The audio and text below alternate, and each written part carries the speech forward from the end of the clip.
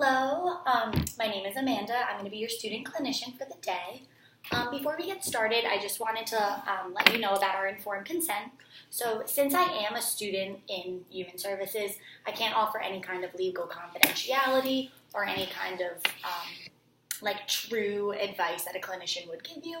But if you say something about harming yourself or harming someone else, I'm going to have to let someone know. The only person who's going to be watching this video recording is my professor, so anything you say will be kept between me, you, and my professor. Perfect. Do you have any questions? No, I don't.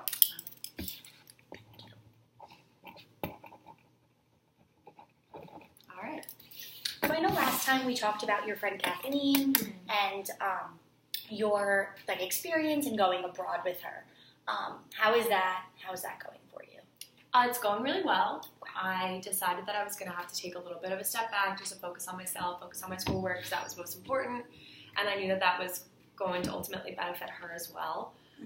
Just to have someone else in her life that was prioritizing academics over social life or anything else, and just to kind of be, I don't want to say example, but kind of be that example, just like a positive influence, because I know that she was getting so overwhelmed and so caught up in everything when she did come back to school. So we had a conversation about it. We were all good. We're applying to the Vietnam program, like I told you about, and we're both looking forward to it, and it's going to be fine. So I feel much better about it. Great. Yeah. I'm glad to hear that you took kind of what we said and put it in your own way and figured out what was best for you. So that's awesome. Great. So what brings you in today? So I live in a house with 15 people, including myself, so it gets a little bit hectic sometimes, and as of late, it's been a little bit hard. I think having so many personalities in one house can definitely be really difficult, and we're all in the same sorority, so we spend a lot of time together. It's a lot of the same social circles, it's a lot of mutual friends, and I'm a senior, so I'm the oldest. I don't have a roommate. I'm in the single room, but the rest of them are sophomores, which is a little bit of an age difference. And, when you think about it, it's only 2 years, but I think that we all have a lot of personal growth within those 2 years, so it's kind of hard for me to put myself in their shoes, but we've been having a couple problematic people within the house. So there's this one girl. Am I allowed to say names? Yeah. Okay. So as long as you're comfortable with it, then. Okay. There's this one girl, Julia, who no one really knew anything about because, so how it basically goes is the girls that are in the newest member class, so the girls that are newest to the sorority are usually the ones that are pulled to live in our sorority house. I volunteered because I wanted the single room, and it was just ended up being a good option for me, but the rest of the girls are new to the sorority. So they're learning each other, and no one really knows anything about one another unless you knew each other before you joined. So it seems like she has a lot of problems in roommate situations. We don't know who she lived with last year or anything like that. We don't know any of her other friends outside of the sorority. So it's kind of hard to get a full viewpoint on who a person is. But basically, she's never in the house. And when she is in the house, she doesn't speak to anyone. She ignores you when you walk in. She hides. If she hears someone walking down the hallway, she'll turn off all the lights and hide in a corner. And her room is an absolute disaster. She has a roommate, and her roommate is super, super, super neat and organized. And I would say that she's OCD. So her roommate's name is Ellery.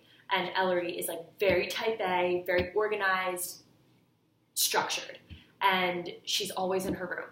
So it's a really big problem that Julia is so messy. It's not even messy, it's dirty. And she leaves food out and hoards dishes in her room, and it makes Ellery uncomfortable, and Ellery is a very confrontational person, so there's been some problems. the other day, Julia came home and, like, basically just, like, dropped all of her dirty clothes, like, in the middle of the room, was just, like, just left. And Ellery was like, no, like, you need to come back here. And Ellery recorded their confrontation and then sent it in a group chat with all of us. And the confrontation basically was like, Ellery was like, you cannot do this. I live here. You need to find some time to clean your side of the room because it's not fair to me. And Julia was like, well, I work all the time. I'm busy. When do you expect me to get up at 5 in the morning? And Ellery was like, do what you have to do. This is my room. That's not okay. And it basically went on for like 10 minutes. And then she sent this voice recording in a group chat of like maybe like 7 of the other girls that live in the house, myself included. It's just been weird. So that was a lot. Yeah. So that was a lot. I'm just going to ask some questions just for background and my own knowledge, and then we can kind of dive into all of those, because there's definitely a lot going on in your house. Yes. So to start out, so just understanding the house. So you said 15 people live in this house. Is it on campus? Is it it's a sorority house? Yes. You said, okay. So we live on North Campus. It's technically owned by the university. So it's dorm-style living. It basically is a house, but with dorms inside of it. So on the first floor, we have a living room, we have a kitchen where we share 2 refrigerators and pantry space, and we all cook together in there and stuff. And then we have like a downstairs bathroom, we have a study, and then there's 2 bedrooms on the first floor. So 4 people live on the first floor. They share rooms. And then upstairs, it's basically a laundry room and all of the other rooms. So when you walk up, there's 2 rooms that are shared, and those 2 rooms share a bathroom. So there's half the amounts of bathrooms that there are bedrooms, because they're like Jack and Jill style. Yes. So, and then next to those 2 rooms is a laundry room, another 2 rooms that share a bathroom, and then my room, the single, and the room all the way down at the end, we share a bathroom. Okay. Yeah. Okay, so that makes sense. So now, how are the dynamics? Obviously, you're having some issues with this one girl, Julia, but besides her, how are the dynamics among the other individuals living in the house? So it kind of seems like this problematic person has kind of taken over any of the other problems that we might have, and I feel like if we didn't have her, things might be a little bit different, and people might find new problematic people, because I think it's easy to make friends when you're in like a scary situation if you have like a common enemy. I know that sounds so bad, but no, I completely understand what you mean. People bond just by human nature, either by like mutual like towards something or mutual dislike towards something. So that completely makes sense. Okay. So now you have this woman, Julia. Nobody knew much about her before. Nobody lived with her. Like, everyone is new to the sorority. So besides you, you're a senior. So going into the house, did this woman seem, how did she feel about living in the house? I think that she actually volunteered. Okay. So there were no problems with that. I forgot to mention, I have the single room because I'm the property manager. So that basically means that I have like responsibility for chores and roommate situations and all that stuff. So that's why I'm feeling the pressure from it, because I feel like it's my responsibility to help. Okay, that completely makes sense. Okay, so now your job, besides buying the different things for the house, you also are the one that people come to when they have any kind of dilemma, especially with a roommate situation, and that's kind of why you have all the information regarding. Exactly. Got it. Okay. Forgot that part. No. Totally fine. There's a lot. Yeah. There's a lot going on. Yeah. Okay. So now, this woman, Julia, with her roommate, Ellery. So now, can you just talk to me about Julia? I know you said you don't know a lot about her, but anything to describe her character, who she is? She seems a little bit, like, I want to say squirrely. I know it's not an actual word, but just like on edge all the time, I guess is a better way to say it. Like twitchy. She just seems, if you're having a conversation with her like I am with you right now, perfectly normal. But if she was in the kitchen, for instance, the other day, she was in the kitchen making breakfast. I come downstairs, we're the only 2 in the kitchen, and I was like, "Good morning, Julia," and she was like, good morning, as if I don't live there. Okay, yeah. So it's just a little bit strange, but then once I get to talk to her and I'm like, what do you have going on today? How are you? How are your classes? How are finals? Are you stressed? She's like, yeah, classes are fine. I'm having a little bit of trouble in my psych class. I forgot what it was. I think it was psych, but normal. Completely normal when she's actually in the conversation, but her general demeanor is very nervous. I think nervous is a good way to describe kind of the situation that you just said, because not that you're really catching her off guard, right? Because you all live there, so obviously if 15 people share one kitchen, you're going to be in and out constantly. But just to have that kind of jump reaction is definitely something notable. So that completely makes sense. So now she's very nervous, she's very twitchy, and you were describing some of her behaviors. So can you describe some of the situations, or at least one of the situations where, So maybe a month ago, I walked into the laundry room to do my laundry. The laundry room is about 8 feet by 8 feet. It's a small, it only fits 2 washers on one side and 2 dryers on the other. She was doing her homework in the laundry room. And when I came in, obviously I was surprised to see her sitting on top of the dryer doing her homework. So I was like, hey, what you doing? And she was like, nothing. Offered absolutely no explanation, pretended like it was totally and completely normal, as if we don't have a study downstairs, as if we don't have a living room, as if we don't have a kitchen, as if she doesn't live there, as if she doesn't have her own room with a desk. And I think that she wasn't in her own room because she feels uncomfortable in it, which is another reason why I'm uncomfortable, because I feel bad that she doesn't feel comfortable living in her own house, because that's never a good situation to be in. And like, you know, sometimes people are uncomfortable at work, but then, or uncomfortable in class, but then you get to go home and be comfortable somewhere. And it makes me kind of sad that she's not comfortable where she lives, and especially since everyone else is friends. And I think that maybe living in a house with so many people, so many girls, like young girls, makes it kind of exacerbates the issue, because they talk.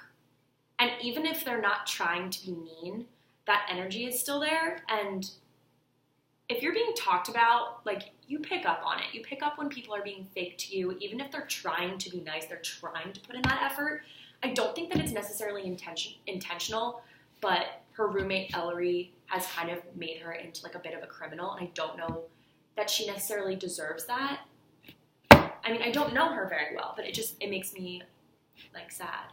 What you're saying is completely valid and makes sense.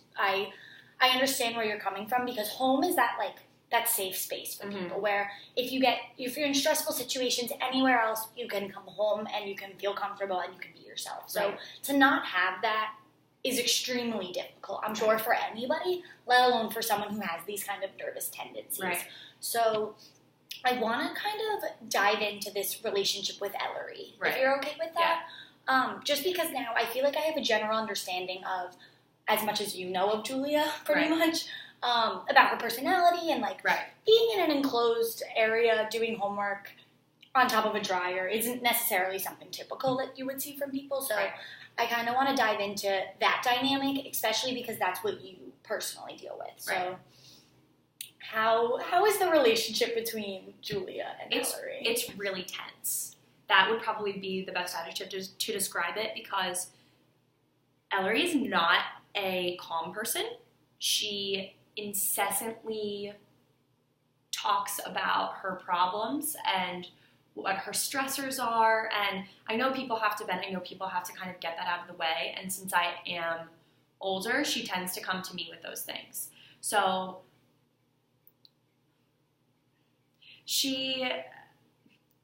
side note, I want to tell a story about her, just to give you, like, a little... Feel free. This is your session, so whatever you want.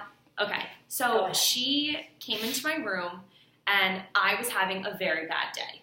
I had trouble in my classes. I was just feeling really off. I wanted to sit in my room, cry if I needed to, eat some popcorn, and listen to music. That's all I wanted to do. And And I was so excited to do this all day. I was just like, you're going to go home. It's going to be great. You're going to sit in your room. You're going to watch The Office, listen to music, whatever. Chill out. And Ellery knocks on my door. Obviously, I have to answer because that's like my job. Like if anyone has problems, like they come to me with it because I am a property manager and like that's what you do. So she knocks on my door and literally she asks me, she goes, I don't know if I'm hungry. And I was like, what do you mean? And she was like, I ate dinner 5 hours ago. Why am I hungry? And I was like, what? You ate dinner 5 hours ago. That's why you're hungry.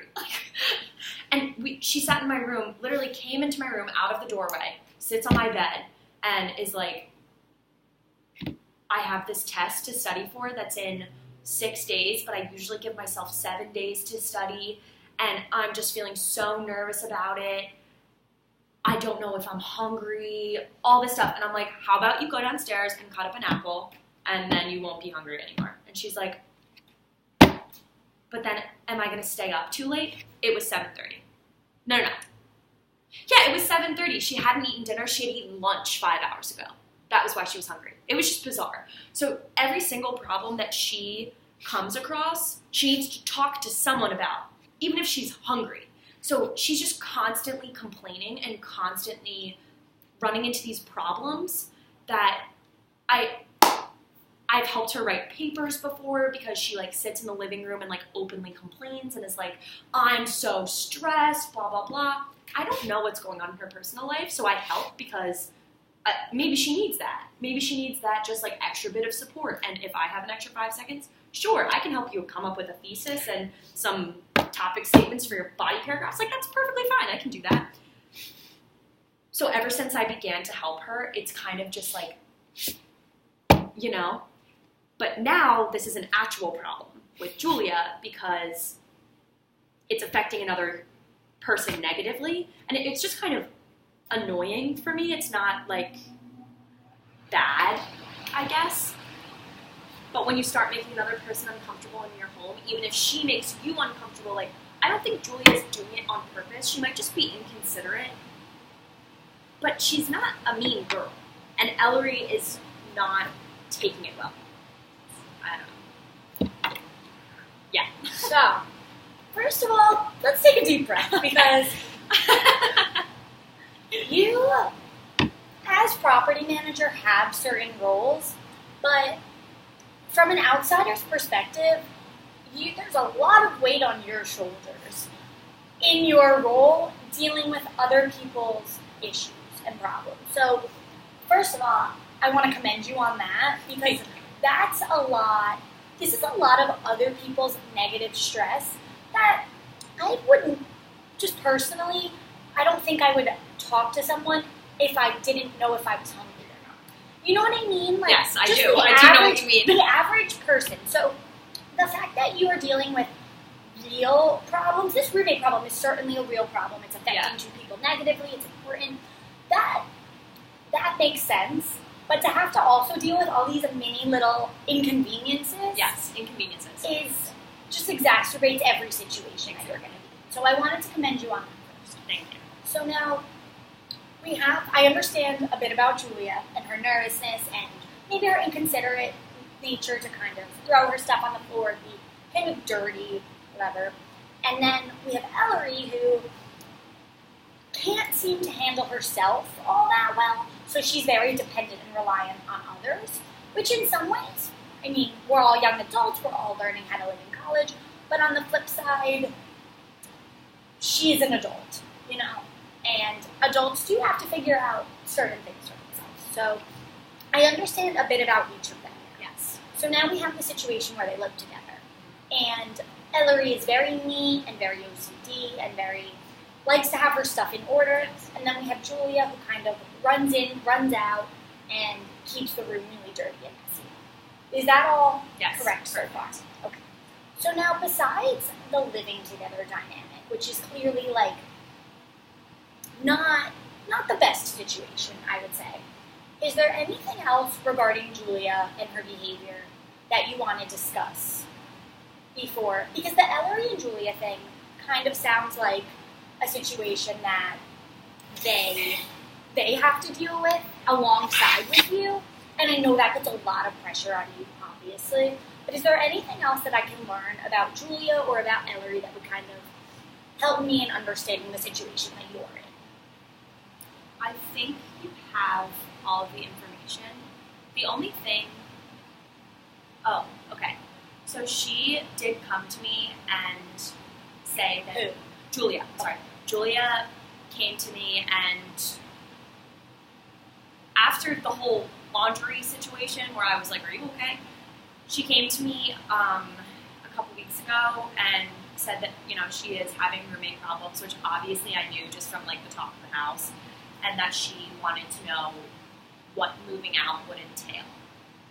So moving out of the chapter house is just like not really something that people do, and it makes me really nervous because, one, I feel terrible that she is feeling so uncomfortable that she feels like she cannot live there anymore with people that are supposed to be her sisters and be in her sorority and be supportive. And the whole reason that we're in a sorority is to be around like-minded people and be around people that you want to be like and people that support you and motivate you to be better. And the fact that she doesn't feel like she's getting that from the organization is upsetting to me. Second, I don't know of anyone that's ever moved out of the chapter house. The reason why we have a certain amount of people that live there is because those people pay rent for those bedrooms, and if we don't have a certain amount of people that live in that house, then the payments for everyone else in the chapter gets raised so that we can compensate for that. And I don't know if we can have anyone move in to her empty bed that all because they have to be in the chapter, but it's the middle of the school year. So everyone has leases, everyone has roommates, everyone's pretty much settled. So I just don't know what the odds of like us finding a replacement are. So it's kind of twofold. And then also I feel like that kind of makes me like a little bit responsible in a way because I'm the person that's supposed to be dealing with any roommate problems, like any reconciliation and like kind of getting ahead of that so that I can deal with it. So it makes me feel a little bit guilty, but I know that I'm not her roommate. So like, I don't know. So I want to focus a little bit on you and what you said with that. So obviously I understand that kind of twofold situation with moving out, because obviously that sounds like something that the whole organization would have to deal with. Right. Now, how do you feel personally about the whole situation, and also how do you feel in your role as property manager? If you weren't property manager, how would you feel? But since you are, how are your feelings? I think that if Julia had a different roommate, it wouldn't be as extreme and as volatile as it is. It just seems so out of hand. You have a messy roommate. Let's move on. Right? Like, it just doesn't, like... You're not always going to have the best roommate. Yeah, I understand what you mean. That's fine, and we can talk about it like adults, and you can just be like, this really bothers me, please don't do that. And then if that person is like normal and sane, they'll be like, I'm sorry, I won't do that anymore. But there was just never a conversation that happened, so it was just so much passive aggression that built up over time. And I know they've only dealt with one other roommate situation their freshman year, so I understand that comes, it's a learning curve, but at the same time, it's just treat other people how you want to be treated. And then with Julia, I mean, I'm not the neatest person, I'm not OCD, I'm not at all, but when I had a roommate, I made sure that I didn't affect them. I made sure that, and it was really hard because I'm so disorganized, and I leave my clothes on the floor, and now that I have my own room, my room's always a mess. But it's fine because it's my room, and I'm not sharing it with anyone, and I'm not affecting anyone else. So it's just like, I wish that I could just be super upfront with them, but I can't be because I feel like I have to like kind of be like professional in a way, and I just want to say what I just said right now, but I can't because they're sensitive, and I don't want to hurt their feelings and whatever. So I think that if I wasn't property manager, I actually would be able to deal with it like a lot better because I would just be like, their buddy, you know, instead of just like this older girl who's like, both of you are wrong. Like, stop being stupid. Yeah. Stop being dramatic. Not stupid. Stop being dramatic. No, that completely makes sense. Yes. It's different being in a situation of authority than being in a situation as a friend, and that's completely valid. Now, since you did offer some solutions about what you could potentially do, I want to kind of dive into those a little bit, because it sounds like something that's not your problem that's becoming your problem, and that's important and that's valid, and I want you to recognize that, like, if there's some way to alleviate your personal stress regarding this situation, it could be a worthwhile thing to do. Does that make sense? Yes. Okay.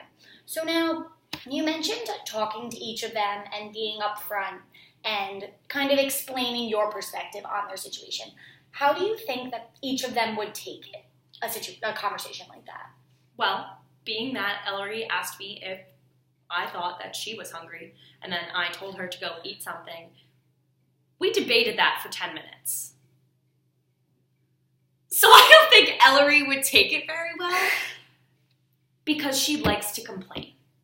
And I think she likes having problems to talk about because she thinks it's interesting or something. I cannot relate to that. I try very hard to live a problem-free life. Because I think we all come with our own baggage, and life throws things at you anyway, so I don't see the point in creating problems for myself, because they're going to be there regardless. So life doesn't need my help on that. Yeah. And but Julia, I don't know how she would take it, and I also don't know how I would approach that, because on one side, I want to say, how about you just clean up and then there won't be a problem? But then on the other hand, I don't know, since I don't know her well enough, I can't just say that. Knowing myself, I would want to commiserate with her a little bit and let her know that I'm on her side, but then I feel like that might exacerbate the issue between Ellery and Julia and alienate Ellery, which I don't want to do. But knowing myself, I want to create that foundation of trust between us, so it's not just I'm coming to Julia because Ellery told me to or something. Does that make sense? Yeah, definitely. Now, going off of that, how do you think you could form that foundation of trust in a way that then you would feel comfortable talking to Julia about the situation? I mean, maybe instead of being oh, that really sucks, that situation with Ellery, I might just leave Ellery out of it and just be make it sort of like a house thing, and be I noticed that you don't really hang out with the rest of the house girls. I just wanted to check in with you and make sure that you're comfortable and that you're okay, especially since I didn't really know how to respond when she said at first that she wants to move out, because honestly, all I said was that I don't know how that would work and that I would let her know. So the president is who supervises the house over top of me. I'm not the end all be all say or authority figure for the house. The president is over me. So I informed the president and let her know. So I think that she's kind of handling it on a more logistic side. And I know that she's definitely trying to avoid having Julia move out, because that will cause a lot of problems. But we want to make sure that she's taken care of. So maybe I'll just deal with it on the emotional side, the comfort level of it all. So maybe I could just be I realize that you're not hanging out with the rest of the girls in the house. Is there anything that's going on? And kind of just let her talk about it. And once it starts getting negative about Ellery, I can just say, because it will, maybe I can just say, okay, well, what is she getting angry about? And then is that an easy thing to fix? Sort of thing. And maybe leave it up to her and lead her to the water, maybe. I don't know. So that, in my kind of view, seems like a pretty standard way to go about things, in a way that won't necessarily, I want to say, makes her feel person-centered. About her and her well-being, instead of about the problem and the dynamic that she kind of caused. Right. You know what I mean? To make it about a comfort emotional thing, I think might might be a good way to go. And I was going to ask you if there were any other resources or other people you could turn to. Right. So now you mentioned the president. Mm-hmm. So now, just so I can understand, how is her role in this situation? So she doesn't live with us in the house. Okay. Which typically in years past, the president was supposed to live in the house in the single room. But since she had lived in the house before she was president, she didn't want to live in the house again because it's her senior year and she already had plans with her friends and she didn't know that she was going to be president, and she's perfectly fine in the role, but that was her contingency, that she wanted to be able to be president without living in the chapter house. So they did change that law. That rule. Seems like a law. That's fine. So I live in that single room. So she doesn't live with us, which means that she's a little bit separated from this situation, and she only knows what I tell her or what other sisters tell her. But since she is a senior and the rest of them are sophomores, they're not really talking to her. They're a little bit they're intimidated by her. But I'm her friend, so like I talk to her about these things and fill her in on what needs to be filled in on, because she doesn't need to know about the dishwashing schedule. Yeah. But roommate situations and stuff like this, I kind of give her a heads up if anyone comes to talk to me and stuff like that. So she knew that there was a little bit of tension, but it picked up so quickly that, I mean, she is a senior in college. She's not a professional adult. So she's basically in the situation that I'm in, except she has more responsibilities than I do because she oversees all of the other leadership positions in the chapter. So she's in charge of a lot. Her name goes on a lot. It's a lot to deal with. So dealing with a roommate situation in a house that she does not live in, it's difficult because all she wants to do is be like, figure it out, because it's a roommate conflict and it's not anything that can't be fixed, you know? No, that completely makes sense. It's not a chapter-wide issue. It's not something. She has so many other responsibilities that does make sense. But it's nice that you do have her to turn to, especially if you need some kind of authority principle. If you, kind of what I'm getting out of this, and tell me if you think this is something that might be helpful, just kind of combining the kind of solution that you said and incorporating your president. So one thing that I know a lot of individuals like to do when they're dealing with conflict, and that isn't like good cop, bad cop, but kind of similar in that you would serve as like an emotional support person, kind of how you said, how you kind of want to be the friend, the comfort person, and then you could have this authority figure person being the logistical rule side of it. She is removed from the situation. She would be able to, because she is the president, she already has that established authority. That's actually really good. You know what I mean? Yeah. And I think that's nice because it takes some of the pressure off you and the guilt off of you, because at the end of the day, she is more of the person that you have to follow the rules of. You know what I mean? Like, of course, you're in charge of the, like, day-to-day situations, but now that it's coming to a point where a woman might want to, like, leave your chapter house and kind of find other housing options, that isn't in what I understand of your job description. You're right. That's not in your job description. So I think if you have this kind of open relationship with the president that you mentioned, if you can talk to her really openly and explain what's going on and say that you need a logistic person alongside your emotional support person, how do you think that interaction would work? I actually think knowing Julia and Ellery. That's definitely a better approach, I think, because I take too much on myself, as I'm sure you've noticed.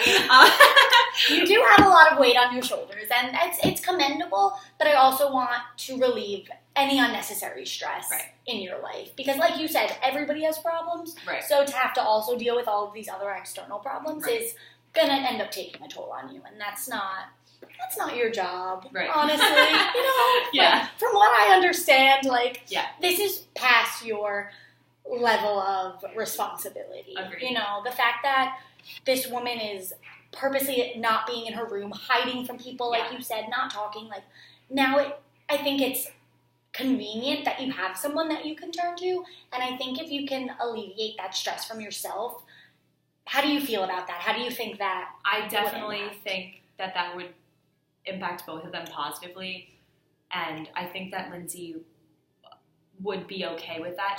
I think she would be, Lindsay's our president, I'm sorry. Okay. I think that she would be helpful. I was like, Lindsay, that's a new character. Yeah, I was like, oh no. Okay. Lindsay is our chapter president, and I think that she is a little bit more cut and dry than I am, because I'm a very emotional person.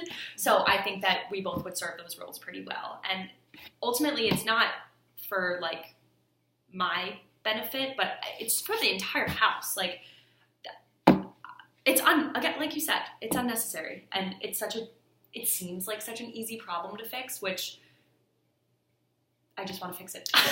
No, and that's completely fair. You want to establish normalcy, Exactly. positive atmosphere. It's where you all live. It's your home. It's your safe space. Yeah. It's not natural to want confrontation in your space. Yes. Safe space. Yes. Yes. So that completely makes sense. So now, is there anything else that you kind of want to touch on regarding the situation? Is there anything else that you want to talk through, or do you think that might be the best plan of action and then kind of take it from there? No, I think I feel a little bit better about this. I'm definitely going to go and talk to Lindsay and figure out our next plan of action, because I feel like these things get out of control so easily that if they're not handled like delicately but also like efficiently, interpersonal relationships are hard to begin with, and once you're living with someone in a really small space, it's hard.